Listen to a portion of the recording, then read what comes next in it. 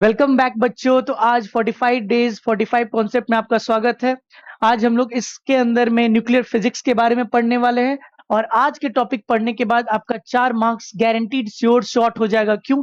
क्योंकि हर साल जो मैं आज पढ़ाने वाला हूं उससे एक क्वेश्चन पूछा जाता है। तो इस कॉन्सेप्ट को रिवाइज करने के बाद, न्यूक्लियर फिजिक्स के इस छोटे से कॉन्सेप्ट को रिवाइज करने के बाद आपका 4 नंबर श्योर शॉर्ट हो जाएगा। तो आज इसे करते हैं और इसे सीखते हैं और 4 नंबर अपनी मुट्ठी में कर लो आज। तो चलो आगे बढ़ते हैं और देखते हैं क्या है। सबसे पहले अपना आता है न्यूक्लियस। तो न्यूक्लियस का साइज आपको पता होता है कि न्यूक्लियस क्या है। Nucleus is the core of an atom. तो आज हम लोग न्यूक्लियस के बारे में जब देख रहे हैं तो न्यूक्लियस के अंदर क्या आता है। न्यूक्लियस के अंदर प्रोटॉन और न्यूट्रॉन, ये हमें पता है। न्यूक्लियस को हम लोग रिप्रेजेंट, अगर एक एलिमेंट है उसका एटॉमिक नंबर Z और एटॉमिक मास A है, इससे रिप्रेजेंट करते हैं न्यूक्लियस को। बेसिकली एक nucleus of an element X is represented in this way, which has a Z number of atomic number and A is the atomic mass of that nucleus. Now, अगर हम बात करें तो everything, the mass of nucleus is generally measured in AMU. AMU is the smallest unit that is being used in the nuclear physics measurement of mass. तो 1 AMU basically है क्या? मास of proton. जो मास of proton होता है वही हम लोग 1 AMU मानते हैं। एग्जैक्ट डेफिनेशन आपको बहुत लंबा चौड़ा मिलेगा, 1/12 ऑफ द C12 आइसोटोप, ऐसा वैसा। बस आप सिंपल समझो, 1 AMU is equal to 1 mass of proton and 1 mass of proton is how much? 1.66 into 10 to the power minus 27 kg. अगर वन, अब जितने भी चार्ज होते हैं हम लोग इलेक्ट्रॉन वोल्ट में मेजर करते हैं। यहाँ पे electron volt is the unit of energy. Energy यहाँ पे जितना energy of electron, proton, neutron होता है वो बहुत छोटी यूनिट होती है। तो हम लोग एनर्जी को, यूनिट को मेजर किस में करते हैं? इलेक्ट्रॉन वोल्ट में। और इलेक्ट्रॉन वोल्ट का 1 electron volt is how much? 1.6 into 10 to the power minus 19 joule. चलिए आगे बढ़ते हैं।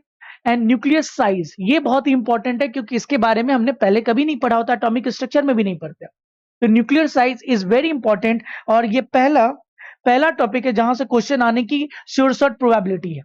तो what is the radius of nucleus? Radius of nucleus is equal to R not times of atomic mass. जितना ज्यादा mass होगा उसका 1/3 का power. So R is equal to R not into atomic mass का 1/3। What is R not? R not की value 1.2 into 10 to the power minus 15 metre. क्योंकि nucleus की size is fermi में होती है। किस में होती है? फर्मी में। तो 1 fermi is equal to how much बच्चा? 1 fermi is equal to fermi 1 fermi is equal to 10 to the power minus 15 metre होता है। इसलिए आर नॉट की भी value 1.2 into 10 to the power minus 15 metre है। तो since you can remember, size of atom is in the order of angstrom and size of nucleus is in the order of fermi. तो ये याद रखिएगा आप, 1.2 into 10 to the power minus 15 metre होता है। A is atomic mass. Nuclear density, हम ये मान के चलेंगे कि जैसे जैसे मास बढ़ता जाएगा न्यूक्लियस के अंदर प्रोटॉन और न्यूट्रॉन तो बढ़ता जाता है। तो सर डेंसिटी धीरे धीरे धीरे धीरे धीरे जैसे जैसे हम हायर मासेज या हायर आइटम्स की तरफ जाएंगे जिनका मास ज्यादा है, उसका न्यूक्लियर डेंसिटी तो ज्यादा होना चाहिए। बट ऐसा नहीं होता है। जैसे जैसे आप एटॉमिक मास बढ़ता जाएगा न्यूक्लियर का साइज भी बढ़ता जाता है। तो डेंसिटी हमने जब कैलकुलेट किया तो वो एक कांस्टेंट आता है। कैसे? Density is equal to mass per unit volume. तो मास क्या होता है sir? Mass is equal to mass of 1 proton, mass of 1 proton into atomic mass.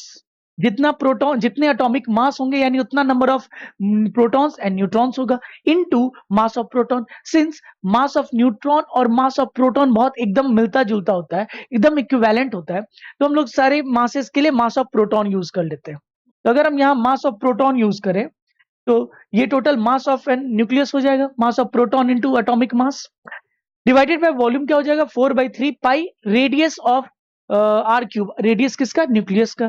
तो रेडियस का फॉर्मूला जस्ट हमने पढ़ा, R naught A to the power 1/3। अगर जब वो वैल्यू पुट करेंगे तो ए टू द पावर 1/3 का क्यूब कैंसल आउट हो जाएगा, ए और ए, बस आर नॉट बचेगा। तो 3 भी कांस्टेंट, मास ऑफ प्रोटॉन भी कांस्टेंट, या M is mass of proton into 4 pi constant, R naught is also a constant, R naught का क्यूब। जब ये कैलकुलेट करता है तो कांस्टेंट आता है कुछ 2 point something into 10 to the power 17 या कुछ ऐसा आता है। That value is not that much important but this constant is very much important. इस कांस्टेंट के ऊपर डायरेक्ट क्वेश्चन पूछा गया आपके न्यूक्लियर फिजिक्स से कि डेंसिटी जैसे जैसे एटॉमिक मास बढ़ेगी तो डेंसिटी बढ़ेगा, ऐसा नहीं होता है, कांस्टेंट रहता है। सो वी कैन सी, अगर हम इसको थोड़ा मिनिमाइज करें, अगर मिनिमाइज करें, हाँ, तो अगर देखोगे nuclear density is independent of mass number. Sir जैसे जैसे मास नंबर बढ़ता जा रहा है न्यूक्लियर डेंसिटी बढ़ना चाहिए था बट बढ़ता नहीं है, वो कांस्टेंट रहता है। आप देख सकते हो सी आता है, दैट इज कांस्टेंट। वो क्या होता है? कांस्टेंट होता है। तो ये चीज आपको याद रखना है इसमें, और फिर हम आगे बढ़ते हैं, देखते हैं और क्या पढ़नी है। नाउ मास डिफेक्ट, बहुत ही इंपॉर्टेंट टॉपिक है ये मास डिफेक्ट। मास डिफेक्ट क्या होता है, ध्यान से देखना। जनरली हम लोग जो केमिस्ट्री में या फिजिक्स में पहले एटॉमिक स्ट्रक्चर पढ़े थे, तो हम लोग मास ऑफ एटम कैसे जानते थे? मास ऑफ एटम हम लोग कैलकुलेट करते थे sir basically mass of nucleus कितना होना चाहिए। तो न्यूक्लियस के अंदर में प्रोटॉन होता है, न्यूट्रॉन होता है। तो mass of nucleus will be sir number of neutron into mass of neutron plus number of proton into mass of proton. ये मास होना चाहिए था थियोरेटिकली। ये क्या है? थियोरेटिकली। ये जो आ रहा है ये आ रहा है mass theoretically minus mass of observation. M not भी यूज कर सकते हैं हम लोग, M not mass of observation. मतलब हम लोगों ने एक मास का डिफेक्ट देखा। क्या देखा? कि एक थ्योरी बेसिस पे जो बुक इस लैंग्वेज में हम लोग फॉर्मूला पढ़ते हैं उसके अकॉर्डिंगली हमारा मास ऑफ न्यूक्लियस क्या होना चाहिए? तो जो जेड मतलब एटॉमिक नंबर है एक एलिमेंट का, Z into mass of proton. जितना एटॉमिक नंबर होगा उतना प्रोटॉन होगा न्यूक्लियस में, तो Z into mass of proton plus क्या होना चाहिए? यहां पे प्लस होना चाहिए, plus A minus Z. What is A minus Z? Sir A minus Z करेंगे वो number of neutrons, number of neutrons into mass of neutron should be the total mass of the nucleus according to the theory के basis पे book किस language. But उतना होता नहीं है, उससे कुछ कम होता है, that is mass of observation. And this mass of observation is little less होता है। अब ये जो मास गया कहां? होना चाहिए था समथिंग 20 केजी, आ रहा है 18 केजी, तो ये 2 केजी गया कहां? एक एग्जांपल दे रहा हूं, 20 केजीज नहीं होता। तो बेसिकली होना चाहिए था सर 20 यूनिट्स, बट आ रहा है कुछ 19.03 यूनिट्स। 0.7 यूनिट कहां गया? तो वो गायब हो जाता है, वो कन्वर्ट हो जाता है एनर्जी में। हाँ, उस कैसा एनर्जी में? तो जो मास गायब हो गया that converts into form of energy and that is called binding energy. वही एनर्जी न्यूक्लियस में प्रोटॉन और प्रोटॉन को बाइंड करके रखता है in spite of electrostatic repulsion. एक प्रोटॉन और प्रोटॉन के बीच में रिपल्सन लगना चाहिए था जिससे न्यूक्लियस को टूट जाना चाहिए था, बट वो टूटता नहीं है, वो फिर भी एग्जिस्ट कर रहा है। क्यों? तो न्यूक्लियर बाइंडिंग एनर्जी लग रही होती है प्रोटॉन प्रोटॉन प्रोटॉन न्यूट्रॉन और न्यूट्रॉन न्यूट्रॉन के बीच में, सारे सब एटॉमिक पार्टिकल्स के बीच में लग रहा होता है जो कि न्यूक्लियस को होल्ड करके रखता है। वो एनर्जी आती कहां से? तो यही जो मास गायब हो गया है, दैट मास गायब इज कॉल्ड मास डिफेक्ट। और वो किसमें कन्वर्ट हो गया? एनर्जी में। How come sir mass is converting into energy? Through the formula of Einstein energy mass equivalence formula. वो क्या होता है सर? आइंस्टीन ने एक फॉर्मूला दिया था, E is equal to mc²। तो उसी फॉर्मूला से ये जो मास गायब हुआ है वो कन्वर्ट किसमें हो जाता है? एनर्जी में। And that energy is called nothing but binding energy. Binding energy वही कहलाता है। बाइंड मतलब बाइंड करने वाला, किसको?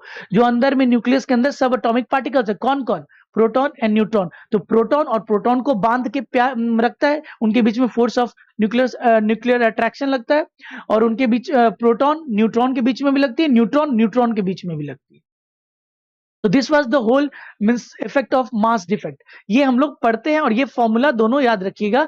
डेल्टा मास होना क्या? तो mass theoretical minus mass of observation. Observe जो किया गया, जो कैलकुलेट किया गया एक्सपेरिमेंटेशन से using mass spectrometry. Mass spectrometry से हम लोग मास ऑफ न्यूक्लियस निकालते हैं। मास ऑफ एटम कैलकुलेट कर लेते हैं, उसमें से मास ऑफ इलेक्ट्रॉन हटा देते हैं तो मास ऑफ न्यूक्लियस निकल जाता है। तो ये मास स्पेक्ट्रोमेट्री से निकाला जाता है। और ये तो हम लोग बुक किस लैंग्वेज पढ़ा है, इतना मास होना चाहिए था, होता नहीं। चलिए आगे देखते हैं। अब ये बाइंडिंग एनर्जी जो है, इसको देखा गया कि बाइंडिंग एनर्जी पर न्यूक्लियॉन। तो न्यूक्लियॉन क्या होता है? बेसिकली एक न्यूक्लियस का न्यूक्लियॉन्स क्या होता है? Nucleons is nothing but total number of proton and total number of proton and neutron. जो प्रोटॉन और न्यूट्रॉन मिलके होते हैं उन्हें हम न्यूक्लियॉन्स कहते हैं। तो जो अपना बाइंडिंग एनर्जी आता है, अगर हम उसको डिवाइड कर देंगे एटॉमिक मास से, जितना मास होगा उतना न्यूक्लियॉन्स होंगे, क्योंकि मास नंबर हमें नंबर ऑफ न्यूक्लियॉन्स के बारे में बताता है। Mass number is A and it is number of nucleons, proton और न्यूट्रॉन। तो अगर हम उससे डिवाइड कर देंगे बाइंडिंग एनर्जी को, बाइंडिंग एनर्जी को हम लोग लिखते कैसे हैं बच्चा? तो binding energy is delta E B, binding energy BE, E B, E B is the subscript, so energy of binding, तो जब हम उसको ए से डिवाइड कर देंगे, it is binding energy per nucleon, एक न्यूक्लियन का, तो उसका ग्राफ प्लॉट किया गया और एक्चुअल ग्राफ ये आता है। आप ये ग्राफ देख सकते हो, मैं आपके लिए थोड़ा लाइट ऑफ कर देता हूं and you can see the graph. Hydrogen का isotope, hydrogen, lithium, nitrogen, oxygen, helium, carbon, oxygen. But अगर इस ग्राफ का नेचर में प्लॉट करूं तो कुछ ऐसा होता है, नीचे वाला होता है, हाँ या ना? अगर ग्राफ को प्लॉट करो तो नीचे वाला, जिसमें सबसे इंपॉर्टेंट पॉइंट क्या है कि iron is the most stable nucleus. Iron 26 is the atomic number, 56 is the atomic mass, उसकी पर binding energy per nucleon 8.8 mega electron volt आता है। This is the one of the most stable nucleus और atom जिसका nucleus stable होता है, हाँ या ना? तो सारा जो एटम्स होते हैं, सबके एटम्स, सारे एटम्स के न्यूक्लियस आयरन जैसा बनना चाहते हैं। तो इधर वाले जितने भी एटम्स हैं जिनका एटॉमिक नंबर 26 से कम है, 26 से कम है, वो लोग फ्यूजन करता है, न्यूक्लियर फ्यूजन, जुड़ता है, जुड़ के 56 जितना बनना चाहता है। और इधर जितने सारे एटम्स हैं जिनका मास नंबर बहुत ज्यादा है, यूरेनियम, पोलोनियम, जो आप केमिस्ट्री में पढ़ते हो, जिनकी मासेस बहुत ज्यादा है, वो लोग टूट के आयरन जैसा बनना चाहता है, न्यूक्लियस टूट जाना चाहता है और उसका स्टेबल होना चाहता है, उसका मास 56 के अराउंड रखना चाहता है ताकि वो स्टेबिलिटी अटेन कर सके। यानी सर जिसका भी बाइंडिंग एनर्जी पर न्यूक्लियन जितना ज्यादा होगा वो उतना स्टेबल होगा। तो बाइंडिंग एनर्जी पर एटॉमिक मींस न्यूक्लियन जितना ज्यादा उतना स्टेबिलिटी। तो उसी को ये ग्राफ अगर आपने देख लिया है तो सबसे ज्यादा स्टेबल कौन होता है? आयरन 26 56। यानी बाइंडिंग एनर्जी पर न्यूक्लियस जितना ज्यादा है उतना ज्यादा स्टेबिलिटी है उस न्यूक्लियस का। बस ये याद रखना, ये बहुत इंपॉर्टेंट फॉर्मूला है, बहुत इंपॉर्टेंट फॉर्मूला ना कह के रिजल्ट कह सकते हैं। जिसकी बाइंडिंग एनर्जी पर न्यूक्लियन सबसे ज्यादा, वो ज्यादा स्टेबल। तो और ये भी वैल्यू आप याद रखिएगा, 1 atomic mass unit is equal to 931.5 mega electron volt per C square. यानी अगर मास आपका न्यूक्लियस का एएमयू में दिया हुआ है, then you can convert it into energy by multiplying it with 931.5 mega electron volt. Generally masses KG में नहीं दिया होता, एएमयू में दिया होता है, क्योंकि ये मासेस बहुत छोटे हैं, प्रोटॉन और न्यूट्रॉन का है, कोई बहुत बड़ा ऑब्जेक्ट नहीं है, बहुत छोटे सब एटॉमिक पार्टिकल्स हैं, वो जनरली एएमयू में दिए रहते हैं। If I want to convert it into mega electron volt, I need to multiply it with 931.5 mega electron volt. ये वैल्यू बहुत इंपॉर्टेंट है, याद रखना। चलिए अब आता है Q value of a reaction. अगर एक रिएक्शन हो रहा है, उसमें क्यू जो एनर्जी, आपने एक्सोथर्मिक इंडोथर्मिक पढ़ा होगा, तो ये जो क्यू एनर्जी रिलीज होता है रिएक्शन में, वो कैसे कैलकुलेट किया जाता है? तो क्यू को डिफाइन किया गया है binding energy of the product, minus binding energy of the reactant. Product का बाइंडिंग एनर्जी ज्यादा होता है, binding energy per nucleon of product ज्यादा होता है, क्योंकि वो स्टेबल होता है। अगर स्टेबिलिटी ज्यादा है तो बाइंडिंग एनर्जी पर न्यूक्लियन ज्यादा होना चाहिए। तो इसीलिए total binding energy of product निकालेंगे तो वो ज्यादा आएगा, minus binding energy of the reactant. तो ये फॉर्मूले पे भी हम लोग एक क्वेश्चन देखेंगे जो हर साल ऑलमोस्ट पूछा ही जाता है, या तो इससे क्वेश्चन आएगा या तो पिछले टॉपिक से आएगा, दैट इज बाइंडिंग एनर्जी और रेडियस ऑफ ए न्यूक्लियस। तो ये जितने भी फॉर्मूला हमने देखा, that was more than enough to solve the questions that have been asked in the previous year. तो न्यूक्लियर फिजिक्स का पहला पार्ट का ये टॉपिक हमने कवर कर दिया। Second part is something like radio activity, nuclear fission and fusion and different type of radio activity, alpha beta gamma, जो हम नेक्स्ट कॉन्सेप्ट में करेंगे। तो चलिए अब कुछ क्वेश्चंस प्रैक्टिस करते हैं जो हमने सीखा है, ताकि ये हमें बिलीव हो जाए कि इसको पढ़ने के बाद मेरे क्वेश्चंस लग रहे हैं और 4 नंबर में सिक्योर कर सकता हूं। सो पहला क्वेश्चन आपके सामने है, let us see the first question of this one, जो प्रीवियस ईयर में पूछा गया है। क्या बोल रहा है कि assertion origin, the density of copper nucleus is greater than that of carbon. अभी हमने पढ़ा था कि density remains constant, so this is a false statement, this is false. The nucleus of mass number A has radius क्या होता है sir? R not, atomic mass का power 1/3, तो प्रोपोर्शनल टू ए का पावर 3, दिस इज ट्रू। तो basically ये क्या है सर? इसका reason is true, assertion is false. ऐसा टाइप का 4 ऑप्शंस मेरे छूट गए, but you can understand the assertion is false and reason is true. तो यहां पे हम आसानी से इसको सॉल्व कर सकते हैं। चलिए आगे देखते हैं सेकंड क्वेश्चन। अगर मैं सेकंड क्वेश्चन की बात करूं, the mass number of nucleus having radius equal to half of the radius of the nucleus with mass number, तो आपको मास नंबर ऑफ न्यू पूछ रहा है, तो radius of new one divided by radius of old one. दो nucleus है, एक radius of old, एक रेडियस ऑफ न्यू। इस क्या हो जाएगा sir, radius R not atomic mass of new का power 1/3 divided by sir R not atomic mass of old का पावर 1/3। सर ये बोल रहा है जो means radius having equal to half of the radius of the old one, तो इसका R naught by 2 है value, divided by R naught, sorry R naught नहीं, आर ओल्ड है, ये आर ओल्ड है, आर ओल्ड, आर ओल्ड, ये R naught है, R old. Sir ये आर नॉट तो कांस्टेंट ऑफ रेडियस वाला होता, कट जाएगा sir, atomic mass of new divided by atomic mass of old का पावर 1/3। तो सर यहाँ ओल्ड और ओल्ड कट जाएगा, basically atomic mass of new bye atomic mass of old कितना आ जाएगा सर, 1/2 का पावर क्यूब 3। तो sir atomic mass of new one is equal to atomic mass of old by 8।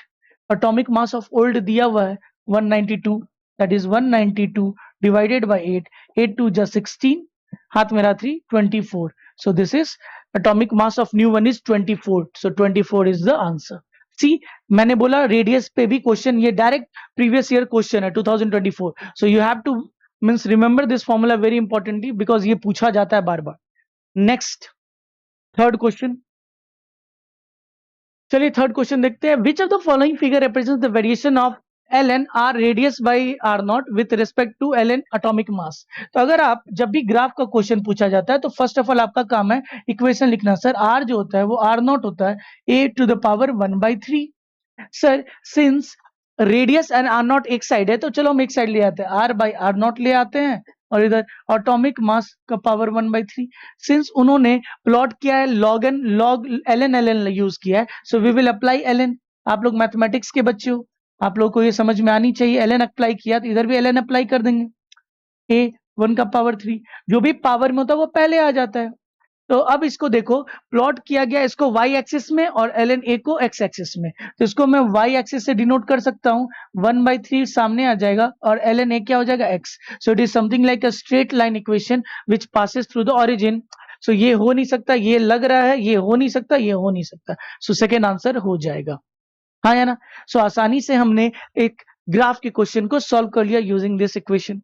Next question number 4, इसको solve करते हैं। The ratio of mass density of nucleus of calcium and oxygen, ratio लेना density का। So mass density, density का ratio जो होता है वो फिक्स होता है, वो कांस्टेंट बाय कांस्टेंट होगा, दैट विल बी 1, क्योंकि हमने अभी पढ़ा कि mass means ratio of density, mass density of nucleus क्या होता है, फिक्स होता है, तो इट शुड बी 1:1, पहला होना चाहिए। ध्यान दिया करिएगा कि क्या पूछ रहा है, density is independent of atomic mass number. हम लोगों ने रेड पेन से वो पॉइंट देखा था जो मैंने पढ़ाया, रेड पेन से मैंने पॉइंट लिखा हुआ ये रेड पेन से, सो वेरी इंपॉर्टेंट। चलिए next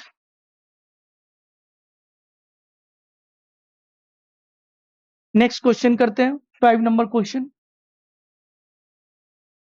if m0 is the mass of oxygen of isotope, m0 m observation है, जो पहला बता रहा था आपका मास डिफेक्ट वाला, ऑक्सीजन आइसोटोप का वो 817 का, mass of proton mass of neutron दिया हुआ, are the masses of proton and neutron respectively. Find the nuclear binding energy. Sir nuclear binding energy आएगा कहां से, तो बाइंडिंग एनर्जी कुछ नहीं होता है, जो मास डिफेक्ट होता है वही c² से मल्टीप्लाई हो जाता है, सब में c² है, यू कैन सी। तो सर c² अब मेन है डेल्टा m निकालना, मास डिफेक्ट होता क्या है, तो सर मास थ्योरेटिकल जो हम सोचे थे, जो और जो आया ऑब्जर्वेशन में, तो थ्योरेटिकल माइनस ऑब्जर्वेशन। सर हम लोगों ने केमिस्ट्री के एटॉमिक स्ट्रक्चर में भी पढ़ रखा है और एटम्स ऑफ फिजिक्स में भी पढ़ रखा है कि मास थ्योरेटिकल कितना हो जाएगा सर, तो नंबर ऑफ प्रोटॉन अपना 8 है, 8 into mass of proton plus sir number of neutron कितना है, तो 17 - 8 that is 9 into mass of neutron. ये तो मास थ्योरेटिकल होना चाहिए था, जो है नहीं, minus mass of observation. So this is the delta M, इसी को जब c² से मल्टीप्लाई कर देंगे आंसर आ जाएगा 8 MP प्लस 9 Mn, ये हो जाएगा c। कितने आसानी से हम सॉल्व कर सकते हैं, this is the means application of binding energy and mass defect. Binding energy कहां से आता है? तो मास डिफेक्ट से आता है। कौन दिया था? आइंस्टीन्स एनर्जी मास इक्विवेलेंस रिलेशन से आता है। Next question, question number 6। चलिए, last question of this means concept. A nucleus with mass number 242, एक 242 मास नंबर का न्यूक्लियस है, ठीक है, वो and binding energy per nucleon हमको दिया हुआ है, इसका एक्स का बाइंडिंग एनर्जी दिया हुआ है डेल्टा ईवी। चलो वो बाद में देख लेंगे, चलिए या फिर लिख ही लेते हैं। बाइंडिंग एनर्जी ऑफ एक्स मुझे दिया हुआ है पर न्यूक्लियन कितना है? 7.6 mega electron volt. Breaks into two fragment, ये टूट जाता है, किसमें टूट जाता है? दो फ्रैगमेंट में, एक वाई में एक जेड में, और दोनों का मास नंबर 121 121 है, 121 121 है, हाँ या ना? If each fragment has a binding energy, इसका कितना है binding energy of Y means EB of Y and Z कितना है सर? 8.1 है ना, 8.1 मेगा इलेक्ट्रॉन वोल्ट है। तो आपसे पूछा total gain in binding energy, तो गेन मतलब यहाँ पे कितना एनर्जी रिलीज होगा? गेन, एनर्जी रिलीज और बाइंडिंग एनर्जी गेन, तो क्या हो जाएगा sir? Sir binding energy of product minus binding energy of reactant, जो मैंने आपको बताया था डायरेक्ट फॉर्मूला पे। तो sir binding energy of product कितना हो जाएगा? तो 121 प्लस 121 इंटू कितना हो जाएगा बच्चा? 8.1 minus binding energy of reactant कितना हो जाएगा सर? 242 इंटू 7.6। सर अगर हम कॉमन ले ले 121 तो 242 कॉमन ले लिया जाए, तो यहां भी 242 है, यहां भी 242, 8.1 माइनस 7.6, तो ये 0.5 आ जाएगा। 0.5 को 242 से 121 मेगा इलेक्ट्रॉन वोल्ट आ जाएगा। This is the energy gain, total binding energy gain in this process. तो बाइंडिंग एनर्जी कितना होगा? 121 मेगा इलेक्ट्रॉन वोल्ट हो जाएगा। क्या ये हार्ड था? बहुत आसानी से हमने सारे एप्लीकेशंस को पढ़ा, उसकी एप्लीकेशंस को, सारे मींस फॉर्मूला को हमने पढ़ा, उसको अप्लाई किया लास्ट ईयर क्वेश्चन में और आसानी से हमने सीखा। सो प्लीज इसको अच्छे से रिवाइज करिए और अपना 4 मार्क्स सिक्योर करिए। Till then bye bye, take care, अपना ख्याल रखिए, और नेक्स्ट टॉपिक हम लोग रेडियो एक्टिविटी पे लेके आते हैं। चलिए अपना ख्याल रखिए।